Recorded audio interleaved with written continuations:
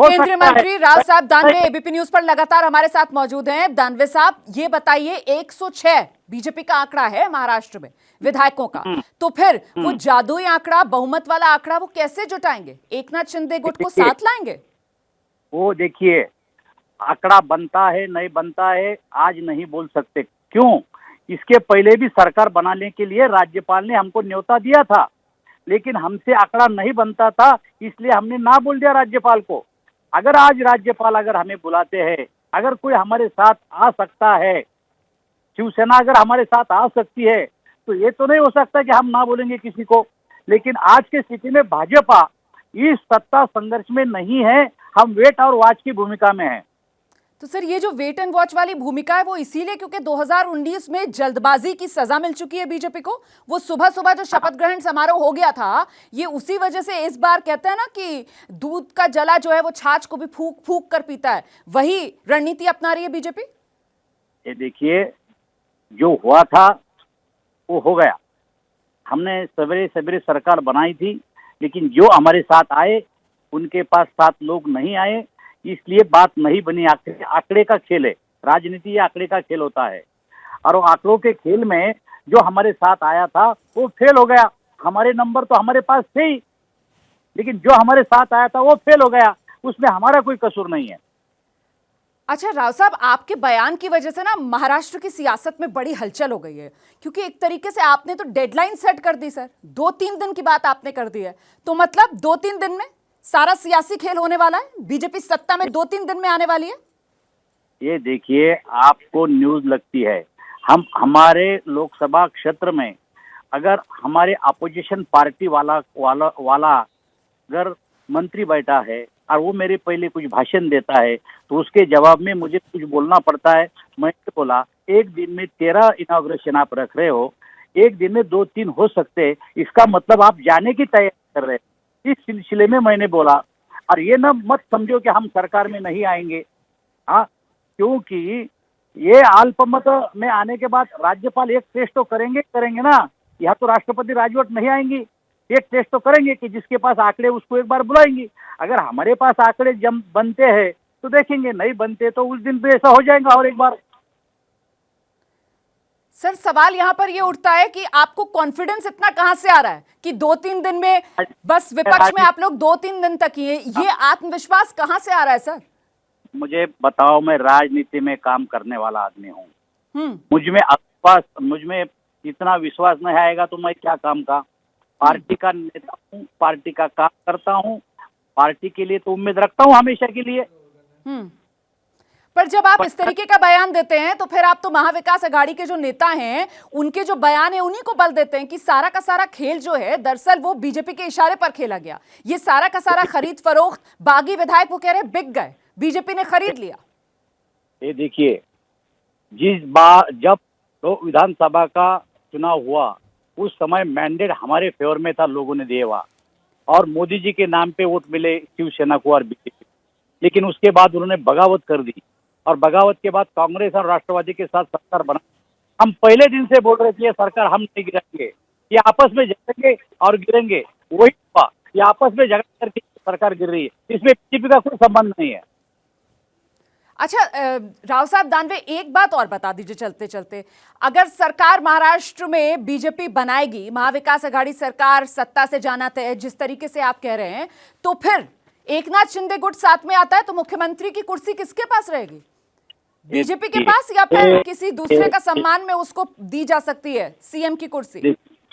कुर्सी किसको देना है राव साहब दानवे तय नहीं करता है, हमारे पार्टी के जो वरिष्ठ नेता है वो तय करते हैं कुर्सी किसको मिलेगी। लेकिन आज की तारीख में अस्पष्टता है कि ये क्या होने वाला है राजनीति में, महाराष्ट्र के राजनीति में कल क्या होगा ये आज कोई नहीं बता सकता। अब कोर्ट में गए कुछ लोग, शिंदे गुट कोर्ट में गया, कोर्ट का रिजल्ट क्या आता है, उसके बाद क्या उल्टा पुल्टी होती है, ये देखना है जरा कल का यही क्या तो होता है। बात है सर, इसीलिए तो मैंने कहा, तभी तो मैंने आपसे सवाल पूछा। आप खुद ही सर इतने समझदार व्यक्ति हैं, आप खुद ही कह रहे हैं कि अभी क्या होगा आगे कोई कुछ कह नहीं सकता। बावजूद इसके जब आप ये बयान दे देते हैं कि साहब 2-3 दिन तक ही मैं विपक्ष में हूं, उसी वजह से तो ये सारी सियासी हलचल, सियासी गहमागहमी। फिलहाल बहुत बहुत धन्यवाद आपका दानवे साहब, एबीपी न्यूज के लिए समय निकालने के लिए। और दानवे साहब का वो बयान क्या था जिसके बाद हमने बाकायदा फोन मिलाया और उनसे ये फोन पर प्रतिक्रिया ली, जरा वो बयान सुनिए। केंद्रामध्ये मंत्री आहे, भैयासाहेब राज्यामध्ये मंत्री आहे. मला तर काय आता मंत्री होऊन 2.5 वर्ष झाले, 12-14 वर्ष तुम्हाला उरायले.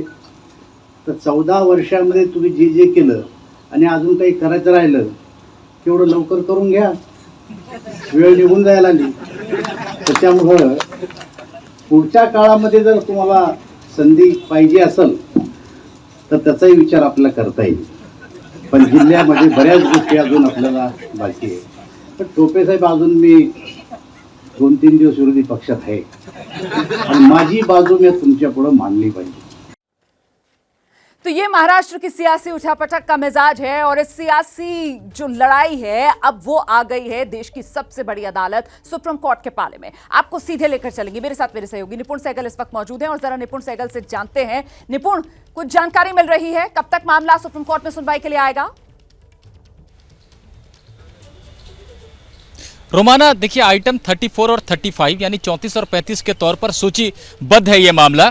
तो ऐसे में अगर सामान्य रफ्तार से देखें कोर्ट की तो 12 बजे या 12:30 बजे तक, क्योंकि अवकाशकालीन बेंच है तो थोड़ा तेज काम होता है इसमें, तो 12:30 तक हो सकता है कि मामला आए। लेकिन अभी 10:30 बजे जब जज बैठेंगे, जस्टिस सूर्यकांत और जस्टिस पारदीवाला, तो हमें नजर रखनी पड़ेगी कि क्या कोई पक्ष, दोनों पक्षों में से कोई पक्ष आता है और तुरंत सुनने की मांग करता है, या सुनवाई आज ना की जाए किसी और दिन की जाए, ऐसी कोई मांग की जाती है तो स्थिति स्पष्ट हो पाएगी कि सुनवाई क्या आज हो रही है, और हो रही है तो क्या 12:30 बजे या 12 बजे होगी, या पहले ही 10:30 बजे ही इसको शुरू में ही ले लिया जाएगा।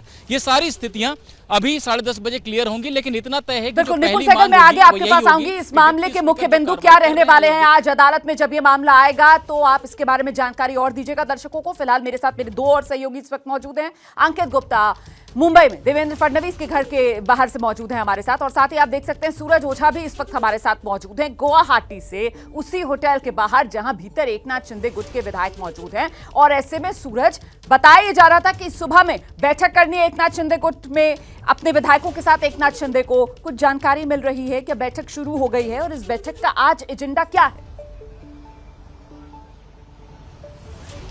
देखिए, आज इस बैठक का एजेंडा काफी महत्वपूर्ण रहने वाला है। अब फिलहाल जितने भी विधायक हैं वो धीरे धीरे करके जो हॉल है वहां पर जमा हो रहे हैं, और जमा होने के बाद फिर वहां पर एक प्रोजेक्टर लगाया गया है। उस प्रोजेक्टर पर लोगों की निगाहें होंगी कि कोर्ट में सुनवाई के दौरान क्या क्या दलीलें रखी जा रही हैं। उस पर बाकायदा न्यूज चैनल चलाए जाएंगे, मॉनिटर किए जाएंगे कि ताकि ये समझ सके कि कोर्ट में क्या कुछ हो रहा है जो पत्रकारों के माध्यम से बाहर आ रहा है। उसके बाद करीब 2 बजे ये अंदाजा लगाया जा रहा है कि अगर 12-1 बजे तक सुनवाई शुरू होती है तो करीब 2 बजे तक एक कुछ आइडिया मिल सकता है कि कोर्ट का रुख किस ओर है, कोर्ट क्या आदेश दे सकता है, कुछ आइडिया लगने लगता है। ऐसे में 2 बजे फिर शिंदे गुट की एक अहम बैठक होगी जिसमें उस कोर्ट के जो आदेश होंगे या फिर कोर्ट का जो ऑब्जर्वेशन होगा उसके बेसिस पर रणनीति तय की जाएगी, और जिसको लेकर बाकायदा जो इनके कानूनी सलाहकार हैं उनसे बात करेंगे और आगे की रणनीति क्या होगी उस पर विचार करेंगे। जी, आप रहिए मेरे साथ, मैं लौटूंगी आपके पास। और इस बीच हमारे साथ बेहद खास मेहमान मौजूद हैं, वरिष्ठ पत्रकार अशोक वानखेड़े, उन्हीं का सीधे रुख करते हैं। अशोक जी, महाराष्ट्र की ये सियासी लड़ाई जो है वो देश की सबसे बड़ी अदालत सुप्रीम कोर्ट तक आ गई है। आपको क्या लग रहा है सर, क्या मामला लंबा खींचने वाला है? मुझे पूछा रोमाना जी?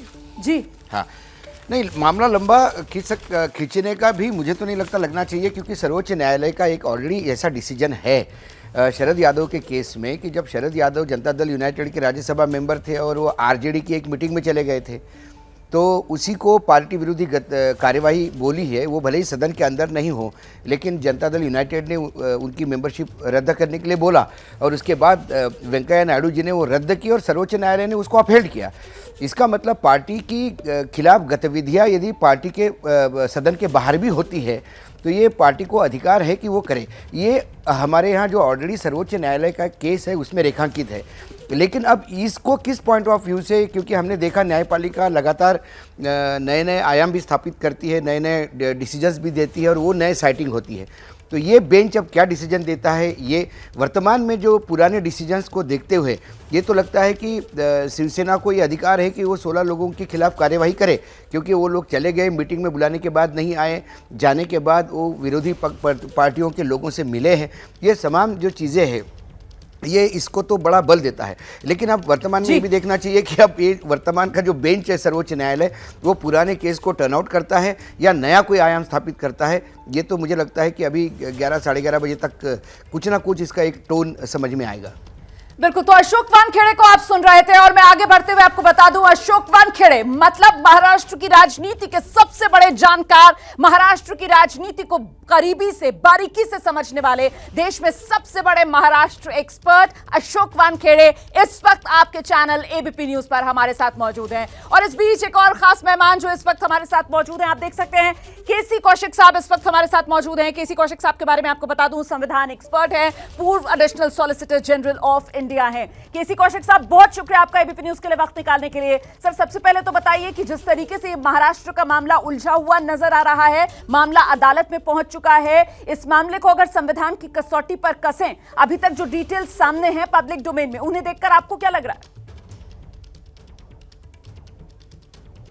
देखिए, जितनी बातें इस टाइम हम लोगों को प्रेस के द्वारा पता लगी हैं, उससे तो ये लगता है कि सुप्रीम कोर्ट को इस मैटर को एंटरटेन नहीं करना चाहिए।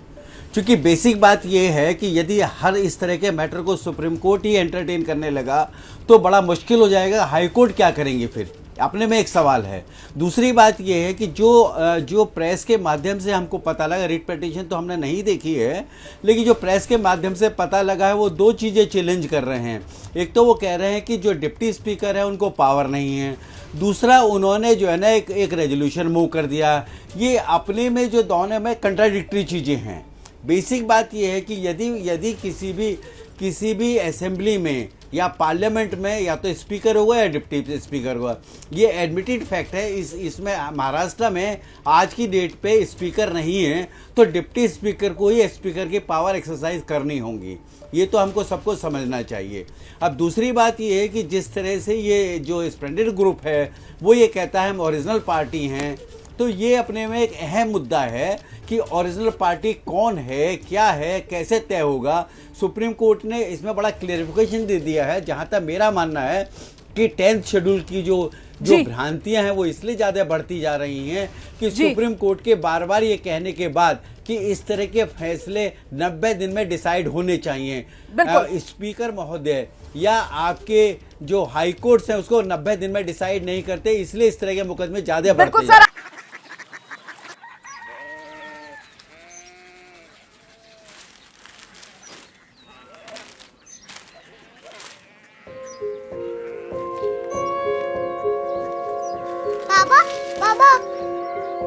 कोरिया सिटी जानी ना।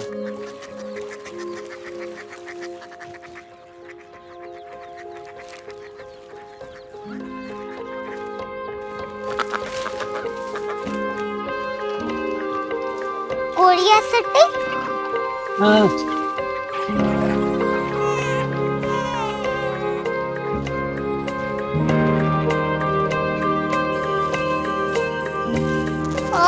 कोरिया सिटी कहाँ पे है? शहर अंग्रेजी लगे हैं।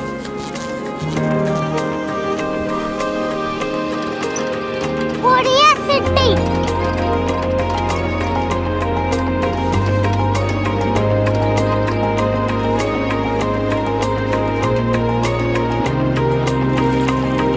वो बहुत दूर है।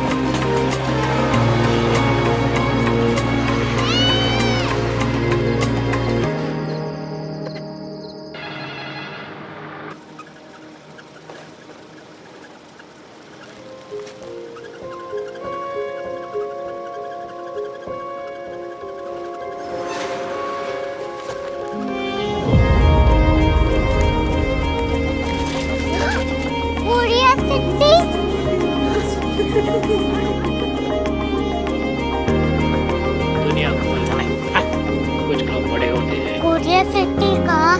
प्रोफेसर साहब को पता होगा। हो, ये छोटा वाला ग्लोब लगता है और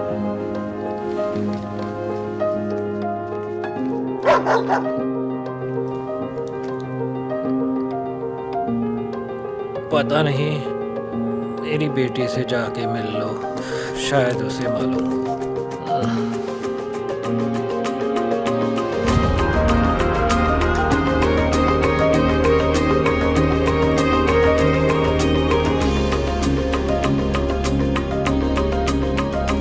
हाय, बाबा ने भेजा है। Come here. Korea city. Korea city नहीं, क्यूरियोसिटी। वो क्या? That's what brought you here? जो तुम्हें यहाँ तक ले आया। क्यूरियोसिटी।